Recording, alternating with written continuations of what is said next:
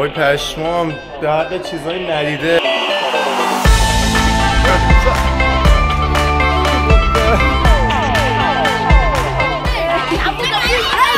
حالا اومدیم توی شهر ممنوعه بنفش.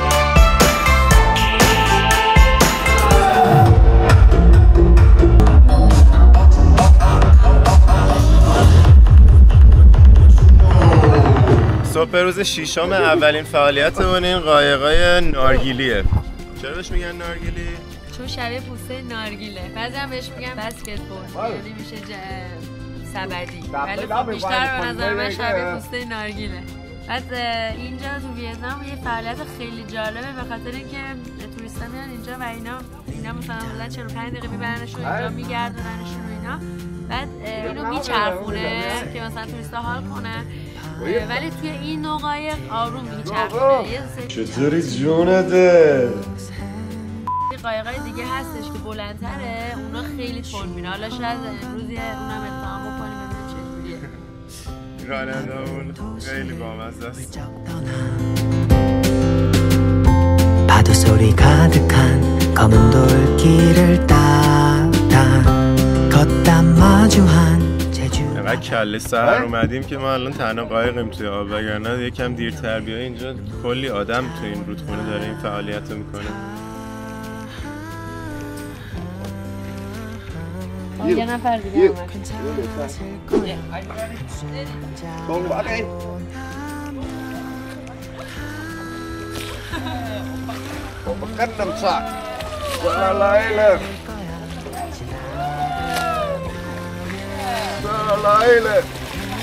Selalayla. O bakınım sağ. Okay. O bakınım sağ. Oh. Go. Yeah. Okay.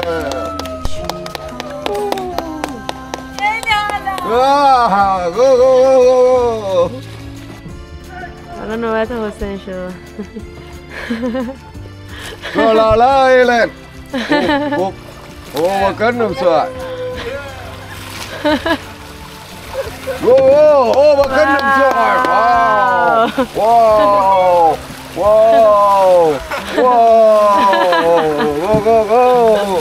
چطور بود حسین؟ سرم که هیچ آره مراقب باش داری میایی.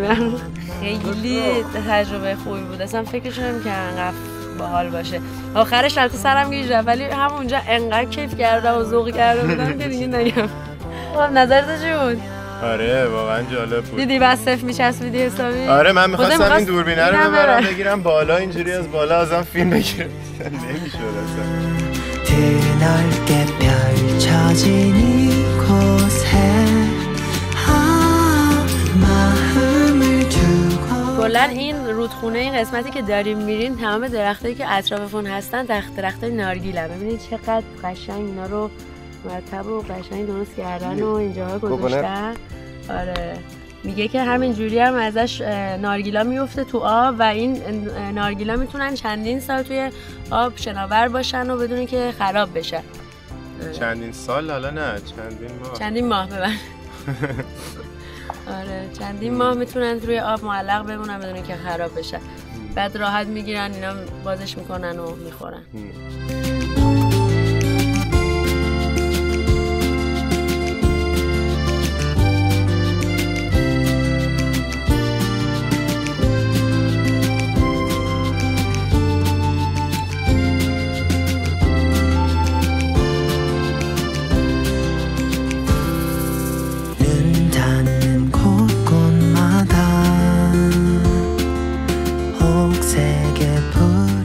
تو همین قایقه اومدیم که نارگیلاشون هم ببینید چه نارگیلای عجیب غریبی دارن. تا حالا نارگیل به این شکل ندیده بودن.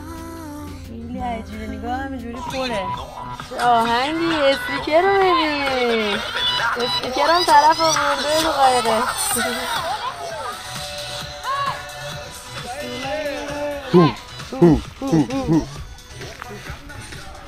ما رو آورد گذاشت اینجا گفت وایستین روی این به عنوان درخت قرار عمل کنیم امروز. بای بای. بچه قایق رو سرقت کردیم. طرف آره انداختیمش بیرون، پریدیم تو قایق داریم میریم. 바쁜 도시를 훌쩍 떠나 파도 소리 가득한 검은 돌길을 따라 걷다 마주한 제주 강남스타일 아름다운 풍경에 눈물이 차올라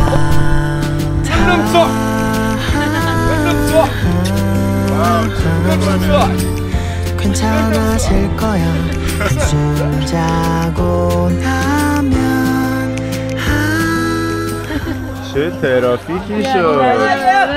خوب ما تازه صبح رسیدیم هیچکی نبود یا ببین الان داریم برمیگردیم چقدر شلوغ شده. بس اینجا هم میتونیم. آره ببین یه نکته جالب دیگه راجع به این قایقا اینه که خب ببین دایره‌ایه دیگه، بعد تک پارویی هم میزنه برای اینکه دور خودش نچرخه. به سیستم جالبی پارو میزنه، نگاه خودش یکم حالت دایره‌ای پارو میزنه که قایق جلو بره ولی دور خودش نچرخه. وای راستی من اصلا توجه نکردم.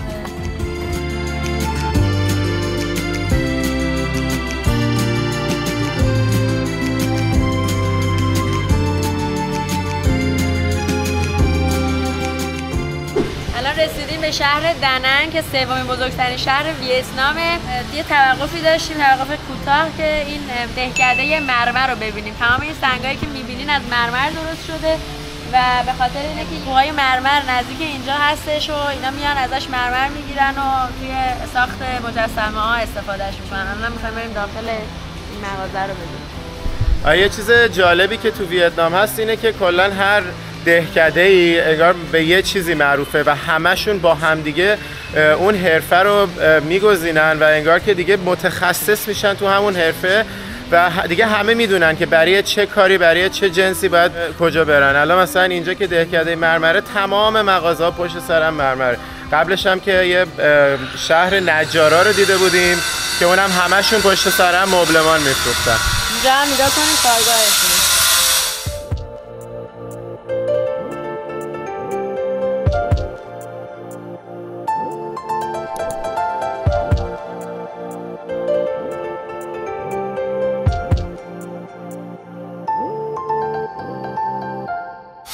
اونا کوههای مرمر اونجا.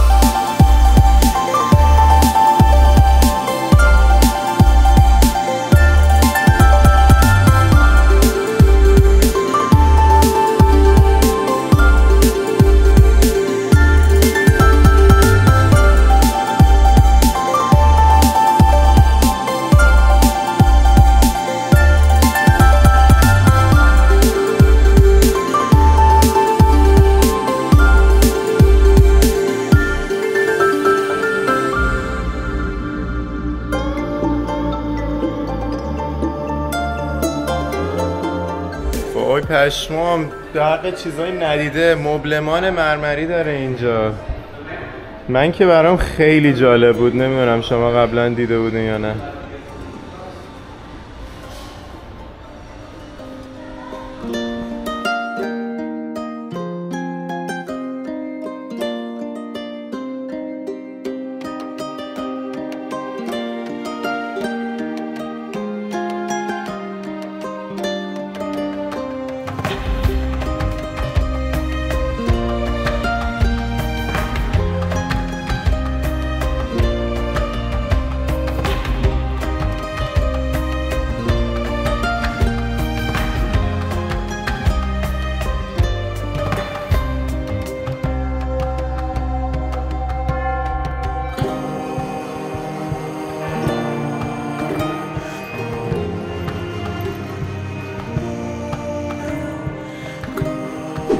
اینو ببین، این چیه الان؟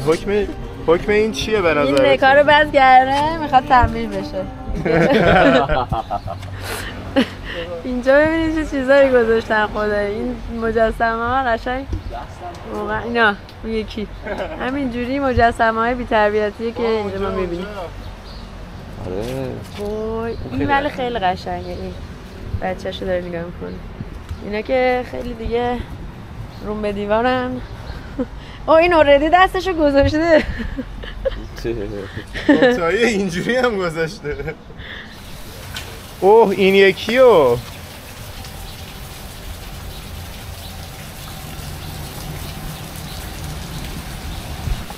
خیلی چیزه. اوه حمله کرده مثلا. اوه شت.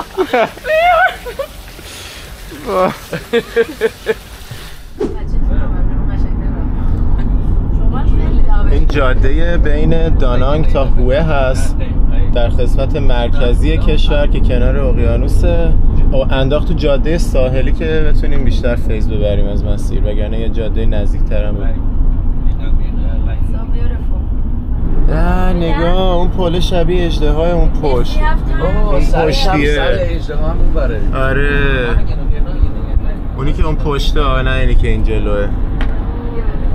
بچه این شهر دانانگ که از اینجا میبینیم سومین بزرگترین شهر ویتنام، کلی هم آسمون خراش داره اونجا بغل آب.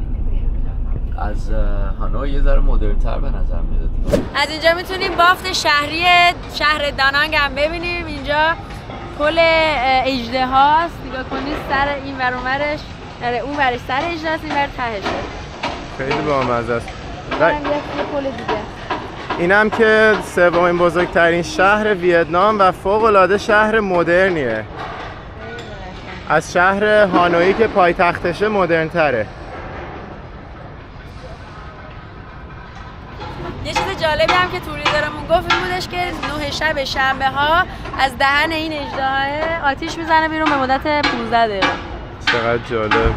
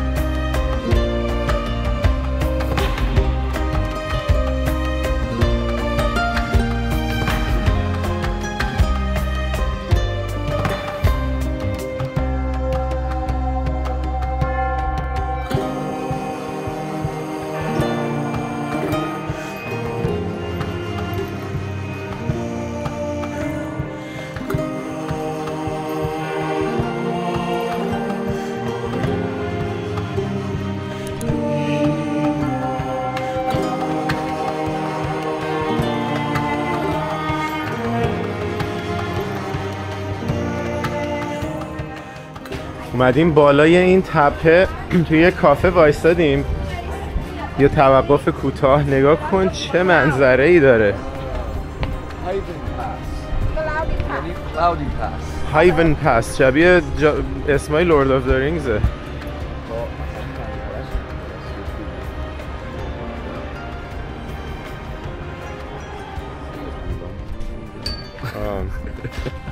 بالا میگه اینجا امامزاده وویلانگه. توقفگاه بالای تپه. ببین وسط پیاده رو سگه همجوری لش کرده برای خودش. آرامش کامل. نگاه نفسی میکشه. وای نگاه کن، یه جا بغل این جاده زدیم کنار که از این منظره لذت ببریم. واقعا اینو نگاه کن. اصلا من کلن پشم که هیچی، همه وجودم جذب این منظره شده. تازه قطار ریل قطار هم هست اینجا. آره بغل این ریل قطار.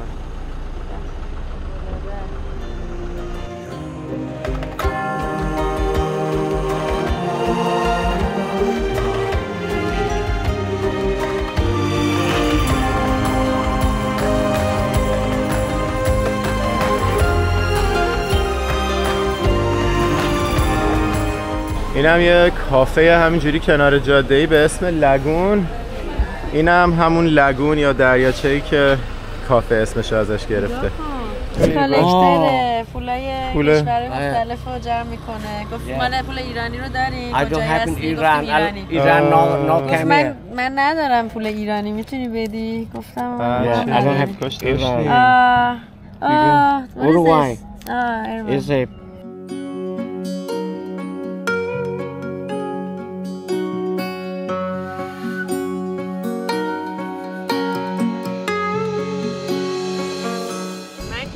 کفشم در آوردم اومدم اینجا تاپ بخورم. اصلا منظره به شدت به هم آرامش و لذت خاصی میده.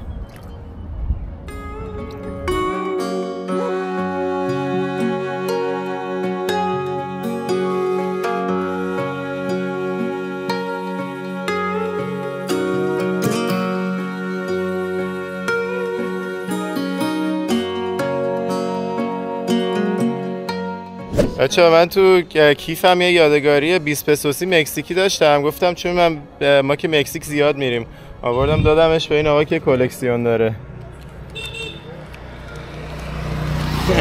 نایس. چیله. Brazil, Mexico. Yeah. Very nice. Gracias. De nada.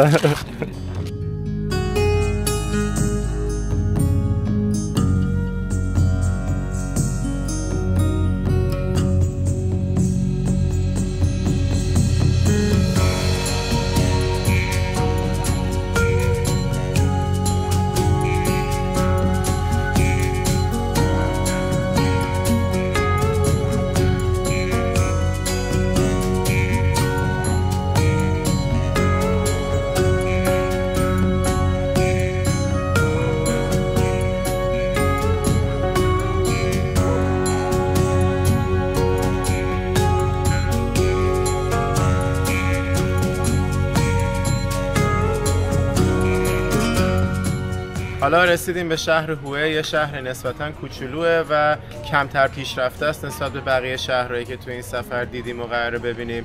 خیلی حالت محلی تر داره. حالا اولین مقصدی که ما توی این شهر اومدیم قبر یکی از شاههای خیلی معروفه که اینجا سلطنت میکرده. یعنی این شهر هوئه 150 سال پایتخت ویتنام بوده، از اوایل قرن 19 تا وسطای قرن 20 که دیگه از فرانسوی‌ها مستقل میشن پایتخت ویتنام اینجا بوده و یه سلسله سلطنت داشته که از یه جا به بعد همشون مترسکای فرانسوی‌ها بودن و در واقع قدرتی نداشتن توی این کشور و فقط فرمان بردار فرانسوی‌ها بودن. ولی اون یکی از شاههای خیلی معروفشون که دقیقاً زمانی که فرانسوی‌ها میان اینجا رو میگیرن شاه بوده و همچنین طولانی ترین شاه این سلسله بوده که توی این منطقه حکمرانی میکردن.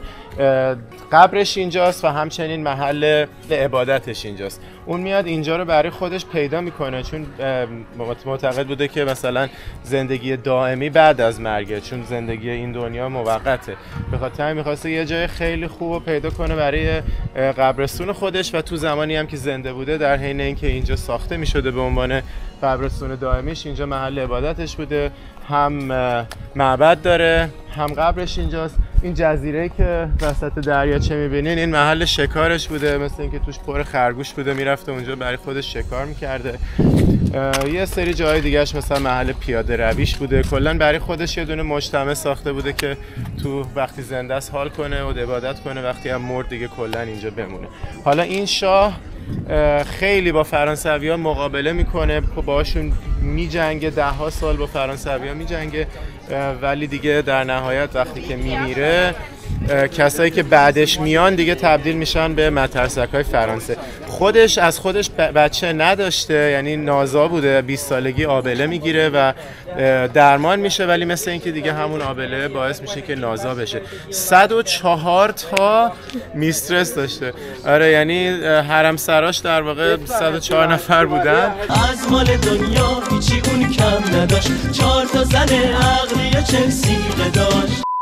و با همشون تلاش میکنه بچه دار بشه و موفق نمیشه.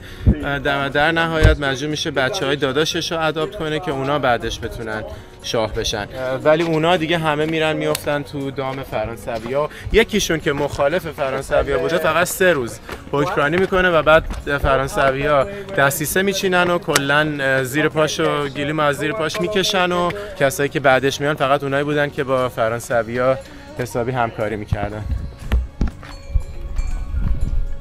راستی اسم این سلسله‌ای که توی هوه حکمرانی میکردن 150 سال نوئن بوده که بیشترین فامیلی که توی ویتنام پیدا میکنی همینه.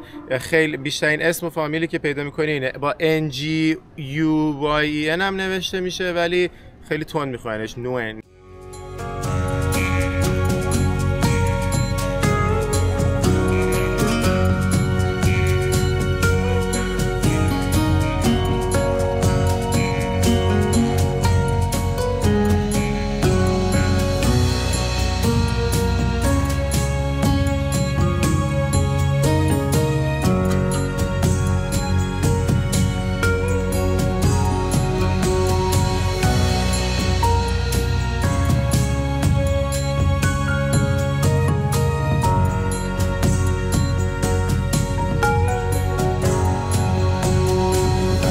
همون معبدی هست که اینجا بنا میکنن که شاه و ملکه بیان برای خودشون عبادت کنن.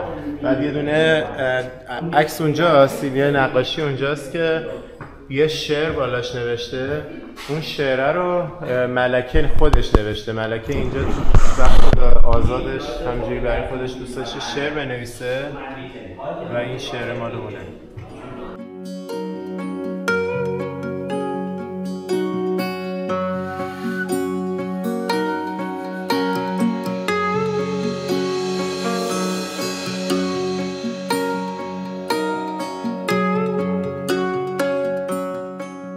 ما تصمیم گرفتیم که اینجا تبدیل بشیم به ملکه و پادشاه. 2 تا هم سرونت قرار داشته باشیم که سرومون کنن. حسین شلوارشو داره میپوشه، با کفششو پوشید. ایشون قراره شاهمون باشه. ایشون هم قراره پسر شاهزاده. قراره اینجا مراسم تاجگذاری باشه. دلیلی که الان 2 تا شاهه برای اینه. حسین میره به پسرش تاج رو میذاره که اون میشه شاه دوم کشور. فقط تو شاه نباش که 3 روز بیشتر زنده نباش. دان هله یکانه یه دانه من رهربون مال آبادانه. بعد قراره 2 نفر بیان اینجا کنارمون وایسن به عنوان سرونت ها. و حالا شما رو دعوت میکنم به تئاتر از قشنگمون. این هم تئاترمون. ما قراره اینجا از اینجا به بعد سلطنت کشور رو به عهده بگیریم. همینه که هست. فرانسوی‌ها اومدن غلط کردن، اومدن دهنشون رو سرویس میکنن. بیان با من طرفن، دهن تک تک فرانسوی‌ها رو سرویس میکنن. من شما بعدی هستم. Handsome Emperor ببین میگه Handsome Emperor. آره دوستان دارم. آره فقط سرونت هم زیاد خوشگل نیستن. سرونت هایی که شروع میکنی یه ذره آفن بعد درست میکنیمش.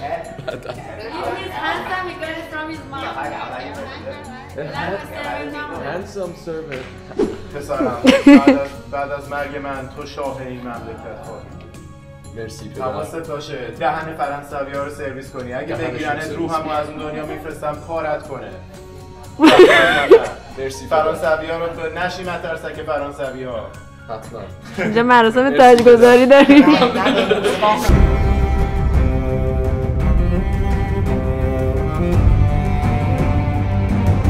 و منو ببین، من مادر این پسر که 3 روز دیگه قراره بمیره. روز گرمی کارگرهامو از دست دادم.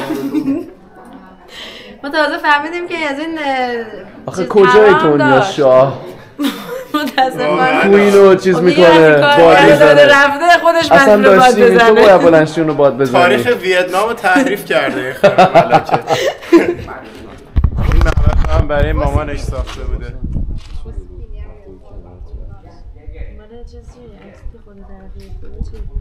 یعنی معبد مامانش فرق داشته با معبد خودش و ملکه. اینو ساخته بوده که مامانش بیاد اینجا چیز کنه، عبادت کنه.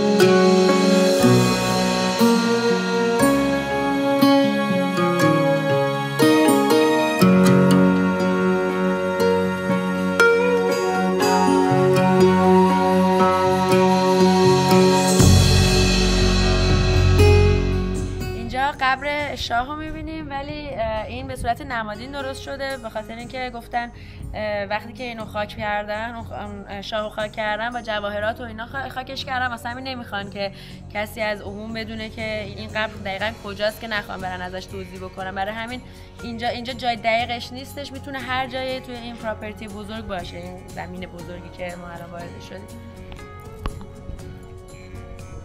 اینم یه معبد دیگه، این معبد اصلیشون بوده. اینجا چند تا معبد همجوری داشته. جیغیلی های ویتنامی هنا جیغله اومدن تور برای های های های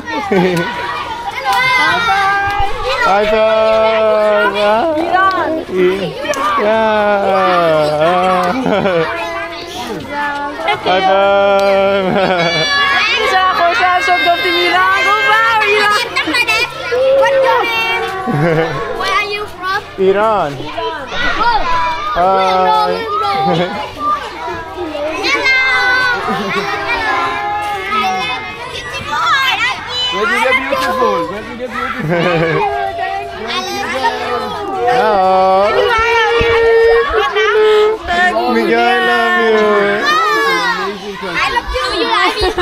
You're so cute, all of you. You're so pretty.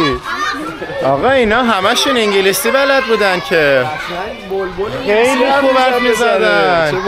تازه اینجا شهر مثلا کوچولوشونه، پس خوبه نسل جدیدشون حسابی دارن. من گفتش do you like Vietnam؟ گفتم که I love the country. He's like yeah thank you. چه جالب. من کرکوپرم ریخ اینقدر بچه‌هاشون خوبه. تحصیل کرده جامعه خیلی باحال بودن اینا. اینجا هم یه دونه شهر عود دارن، یه دونه دهکده عود دارن که مثل همون جایی که رفتیم که عود تولید میکردن. اینا هم تو این قسمت از هوه حرفشون کلا تولید عوده. یا اونطور که گفتم خیلی جالبه، اینجا تو مناطق مختلف جغرافیایی شما می‌بینی کل ساکنین اونجا یه حرفه رو دنبال میکنن.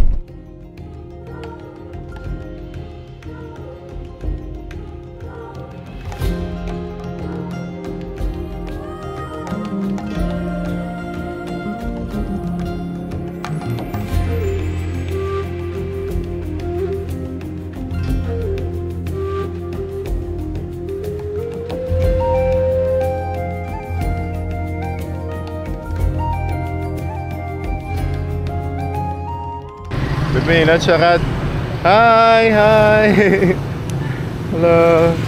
چقدر بامزن. دوباره ویتنامی ها رو ما دوباره یه جای دیدنی اومدیم و این ویتنامی ها رو دیدیم که لباس پوشیده آماده عکاسی هست. اینا عشق عکسن همیشه. خیلی تو هیچ کدوم دیگه از کشورهای این طرف ها ندیده بودیم که محلی هاشون انقدر بیان لباس محلی بپوشن با همه جا عکس بگیرن.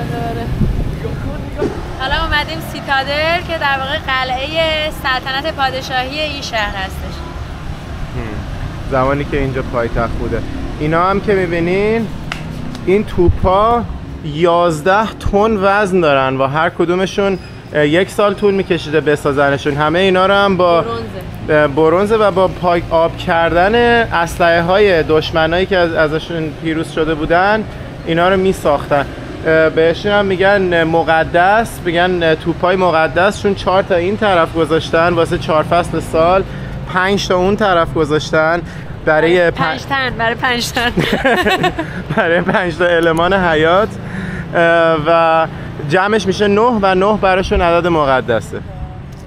ببینید اینجا تو این سیتادله کلی مراسم باحال هم اجرا میکنن تو تاریخ‌های مهمشون.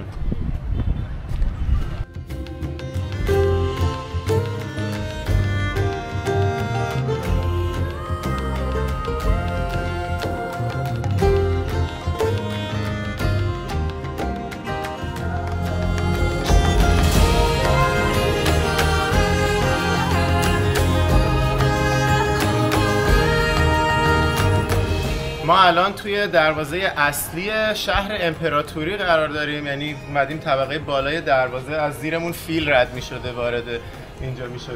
این محوطه‌ای که اینجا می‌بینید بهش میگفتن شهر امپراتوری و اون قصری که اون پشته اون محل کار شاه بوده و توی این ناحیه اصلا زن‌ها اجازه نداشتن وارد بشن، فقط مردا میتونستن بیان توی شهر امپراتوری.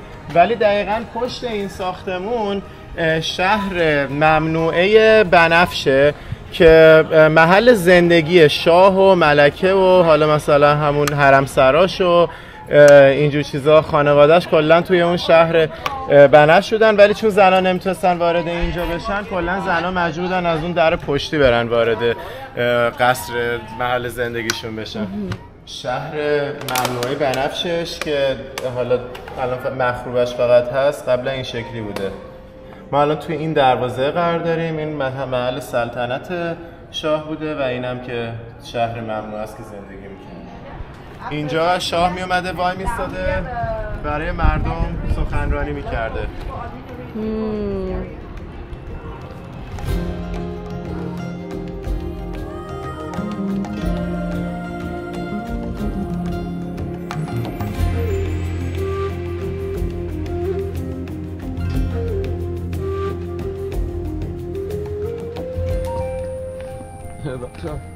هارتل امپرر هم اینجا، امپرر با این هارتل میزده.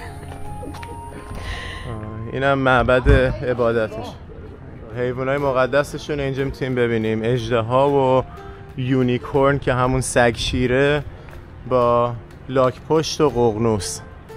این سگ شیرها رو هم همیشه دم در میذارن، اینا رو هیچ وقت داخل خود معبد نمیذارن چون که اینا بهشون میگن یونیکورن. تو ولاگای قبلی راجبش صحبت کردیم. اینا محافظای معبد هستن و دلیل اینکه ترکیب بین سگ و شیره اینه که میخواستن قدرت شیر و باهوشی سگ رو داشته باشه. ولی اینکه بهش میگن اسب تکشاخ و هیچ کس نمیدونه چرا. این معبد محل سلطنته و جلوش میبینین 9 تا کوزه است. هر کدوم از این کوزه های گنده رو برای یکی از امپراتوراشون ساخته بودن.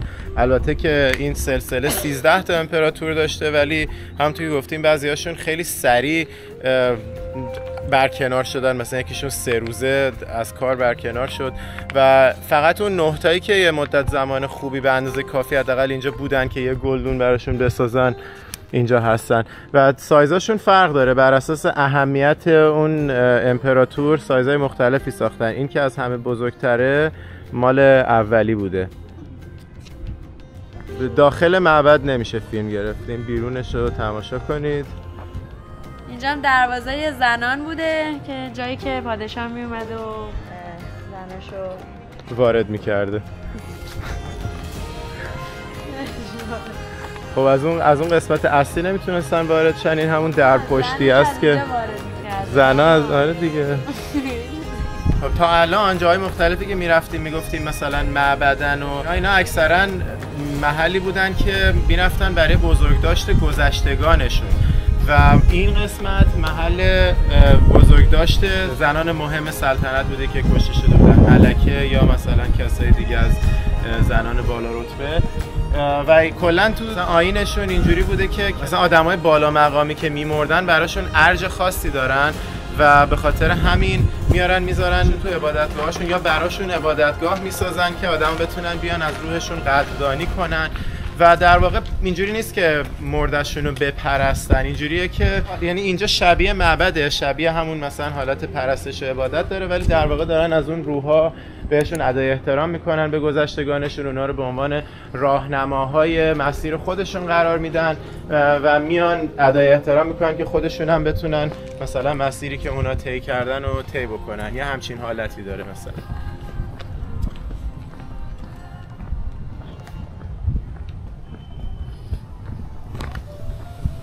ملکه مادر در واقع مامان شاه بوده که اینجا جلسه هاشو برگزار میکرده. این سالن جلسه مامان شاه بوده. این قسمت هم محل قرار دستیارای شاه بوده. این صندلی بوده که مادر شاه و باهاش این ور اونور می‌بردن. حالا اومدیم توی شهر ممنوعه بنفش که فقط شاه و خانواده‌ش و حرمسراش میتونستن وارد شن. حالا نمیدونم میگم حرمسرا چون کلمه‌شو نمیدونم چیه برای اون خانوما. این قسمت کامل از بین رفته. میبینید تازه این خونه‌هایی هم که اون طرف هست بازسازی شده. توی جنگ با آمریکا قشنگ اینجا رو میزنه بمبارون میکنه و دلیلش این بوده که اون ویتکام که همون گروه کمونیستی بودن که آمریکا داشته باش میجنگیده، میومدن تو جاهای میراثی اینجوری قایم میشدن که به هوای این که مثلا آمریکایی‌ها بمب نمیزنن اینجور جاها رو، ولی اونا هم دقیقاً میگفتن که غلط کردین میومدن بمب میزنن. اونجا الان این قصری که میبینیم بازسازی شده، اونجا آخرین امپراتوری این سلسله بوده و الان اون که خب همون تو جنگ تخریب شد، ولی الان بازسازیش دارن میکنن. از سال بعد قراره باز بشه که آدم بتونن برن ببینن قصر چه شکلی بوده. این وسط قصر مادر شاه بوده که الان دیگه کلا هیچ اثری ازش نیست. این طرف هم که باز دوباره تخریب شده، این یه قصر امپراتوری دیگه بوده که شاه‌های اول تا 12 توی قصری که این طرف بوده سلطنت میکردن، یعنی زندگی میکردن. ببخشید. Is this one rebuilt or rebuilt؟ این هم بازسازی شده. کتابخونه امپراتور بوده. تمام کتابایی که این تو بوده سوخته. این هم کتابخونه‌اش. الان دیگه یه سری کتابای بی ربط گذاشتن اینجا. اینجا محل کتاب خوندنش بوده. باغچه امپراتور ببینیم چه شکلیه. دیدین دیدین. این هم باغچه امپراتور. باغچه ساده ای داشته. wedding. End of the year party. جشن پایان سالشونه. چه لباسایی. We can pay. That's fine. We haven't eaten for so long. چه باحالن. جشن پایان سال. Hello.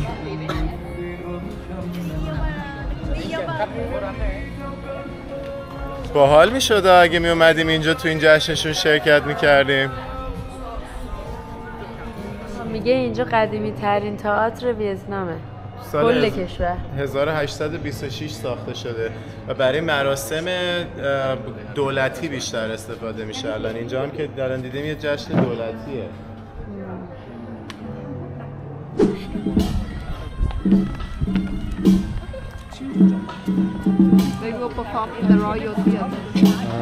اینا قراره همشون اجرا کنن توی اون تئاتری که دیدیم.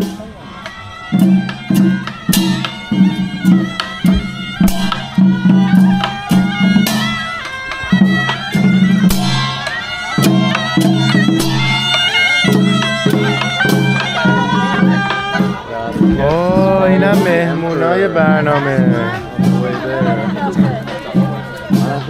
اومدیم با اینا داریم عکس میگیریم. خیلی باحال. قبل اجراشو. اینم از گیت آخر، گیت مردان که دیگه ازش داریم خارج میشیم.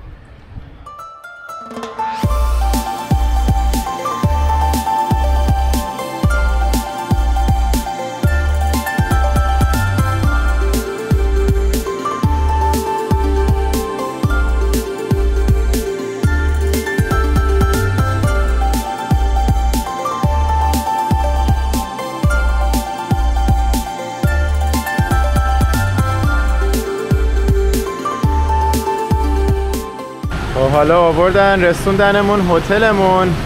اینجا یه هتل 4 ستاره گرفتیم، قیمتش هم $20 بود، فقط برای همین یه شب گرفتیم.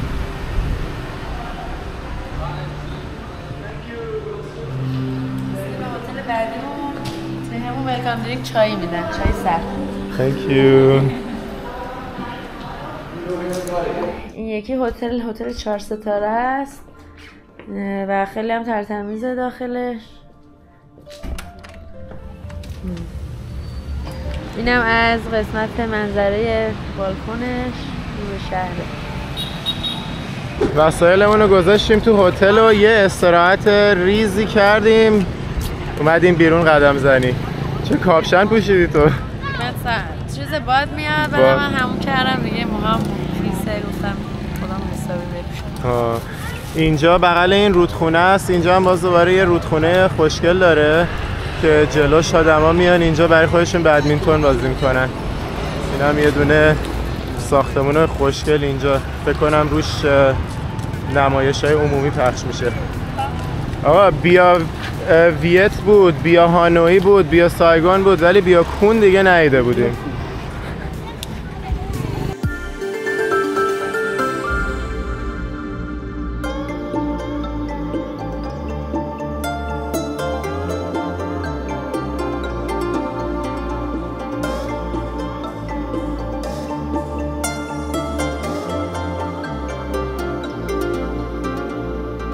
مدرسه‌ای که پشت من می‌بینید قدیمی‌ترین دبیرستان کشور ویتنامه. خود هوشیمی هم اینجا درس خونده، برای همین خیلی از دانشجوها دوست دارن اینجا درس بخونن. یه حالت مدل تیزهوشان داره و برای همین کلی اگزم‌های مختلف ازشون میگیرن و اونی که نمرش آزمون ورودی.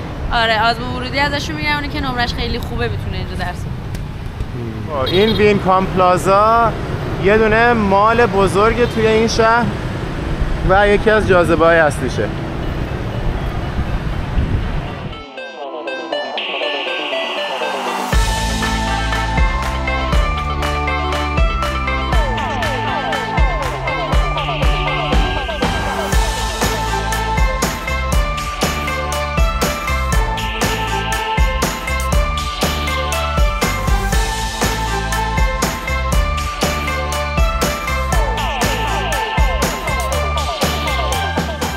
حالا اومدیم طبقه 31م هتل زنیت که منظره شهر رو ببینیم.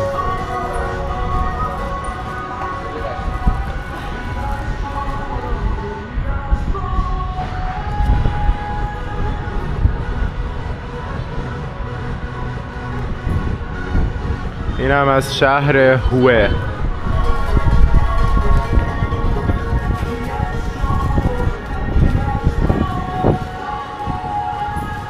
فضاشو خیلی دوست داشتم، ولی دیگه پرسیدیم گفتن شام ندارن. ما هم دیروز ناهار و شام نخوردیم، امروز هم ناهار نخوردیم، در نتیجه الان احتیاج به غذا داریم، در نتیجه مجبوریم بریم دیگه. حالا اومدیم اینجا یه بوفه کره‌ایه، ولی سیستمش مثل کورین باربیکیو نیست، مثل هات پاته. خیلی جالبه.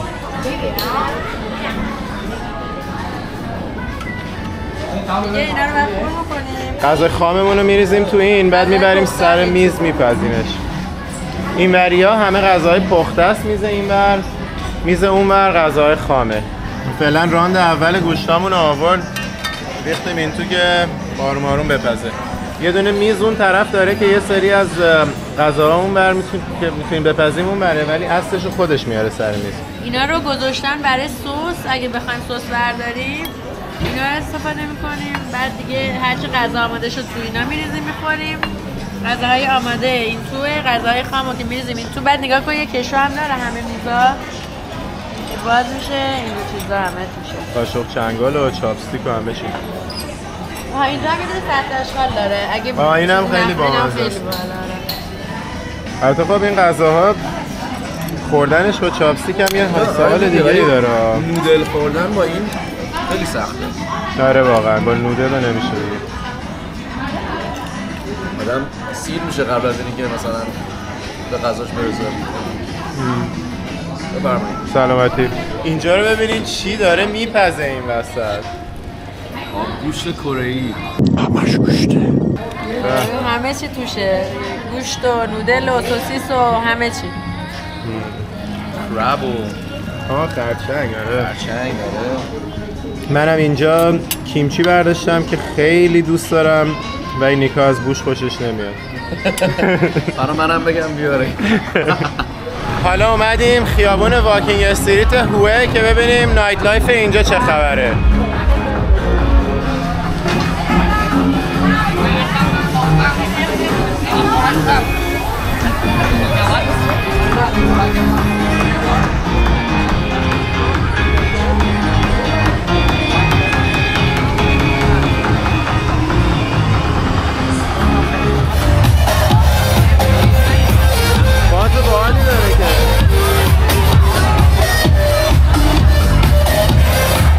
بیاین هم تو بیاین.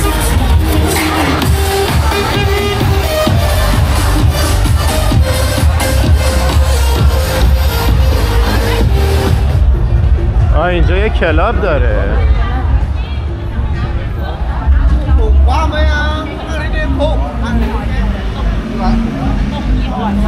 چه خبره توش؟